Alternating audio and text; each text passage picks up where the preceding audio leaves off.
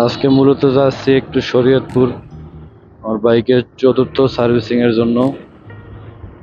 বাইকে একটু সমস্যা ফিল হচ্ছে, আর বেশি করে তেলের মাইলেজটাও একটু কম পাচ্ছি, যার জন্য একটু সার্ভিসিং এর সময় হয়ে আসছে।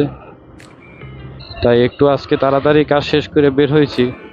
রাস্তাটা একটু ক্লিয়ার পাচ্ছি। দুপুরবেলা না বের হইলে আসলে এই রাস্তাটা বেশি একটা ক্লিয়ার পাওয়া যায় না। তো এখন চলে আসছি নড়িয়াতে। এখান থেকে আরো 20 মিনিট লাগবে আমার। এটা হচ্ছে নড়িয়া বাজার, নড়িয়া উপজেলা।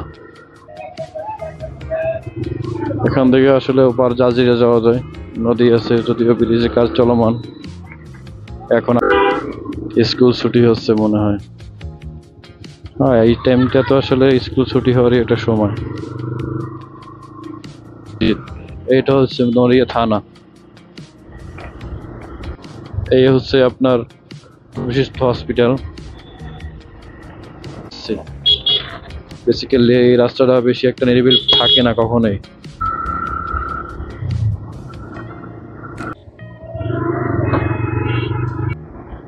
5 মাসে আমি 9123 কিলোমিটার রান করছি। 3টে সার্ভিসিং নিছি, এখন 4 নাম্বারটার জন্য সময় হয়েছে, তাই 4 নাম্বারটার জন্য যাচ্ছি। আর পাশাপাশি অনেক সমস্যা ফেস করতেছি, যার জন্য একটু যাওয়া। বাইক সম্পর্কে যদি আমি কিছু বলি, আসলে আমার কাছে খুবই ভালো লাগতেছে রাইড করতে। রাইডার নেওয়ার আগে অনেক কনফিউশন ছিলাম, আসলে বাইকটা কেমন হবে, বাট এখন খুব কমফোর্ট ফিল করতেছি। এই মনে হয়েছে, এটা আমার কাছে ইজি মনে হয় অনেক। বাট অনেকে বলে টিভিএস ব্রেকিং সিস্টেম খারাপ, এটা আমার কাছে তেমনটা মনে হয় না। ব্রেকিং সিস্টেম খারাপ না একবারে। এর আগে যে বাইকটা ছিল ওটা আমি 5 মাসের মতো চালাইছি। ওইটা চালানোর পরে পরে আমি যেদিন সেল দিছি ওই দিনকে আমি দুপুরে বাইকটা নিয়ে আসছি। তাই এখন একটু হয়তো ভিড় কম পাবো আশা করি, কারণ দুপুরবেলা ভিড় কম থাকার কথা। জানি না, যাওয়ার পর বাকিটা বলতে পারবো। কারণ নাই, হ্যাঁ মানুষের তারা থাকে, বাট তারা থাকলেও অতিরিক্ত রিস্ক কখনোই নেওয়া উচিত না। এটা হচ্ছে আপনার শরীয়তপুর পল্লী বিদ্যুৎ সমিতি। এই রাস্তাটা মাঝে মাঝে অনেক জায়গা দিয়ে ভেঙে গেছে, বাট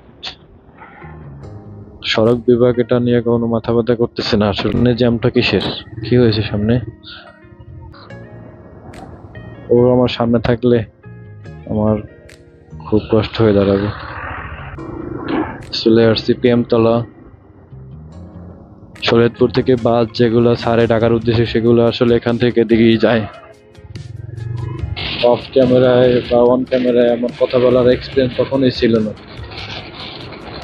যখন থেকে আসলে ভিডিও করা শুরু করছি তখন থেকেই আসলে শুরু।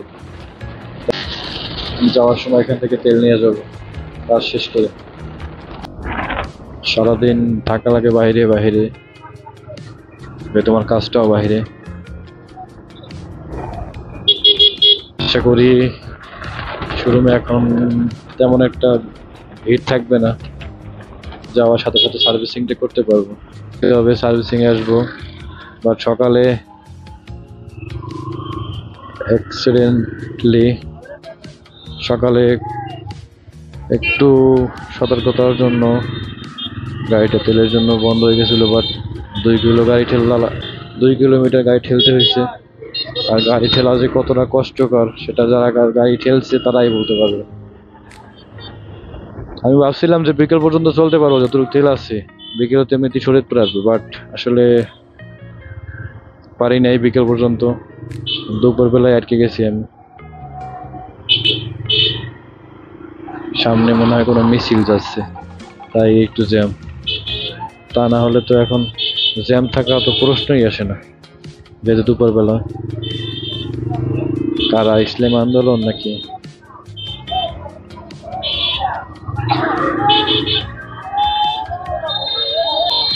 কারা আসলে? ও সরি, চরমোনা এরা।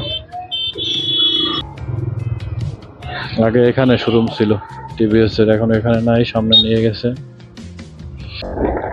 এটা হচ্ছে সুজুকি শোরুম, আর এটা হচ্ছে আমার টিভিএস এর শোরুম,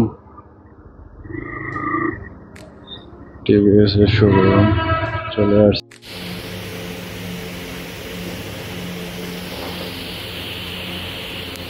সার্ভিসিং চলমান।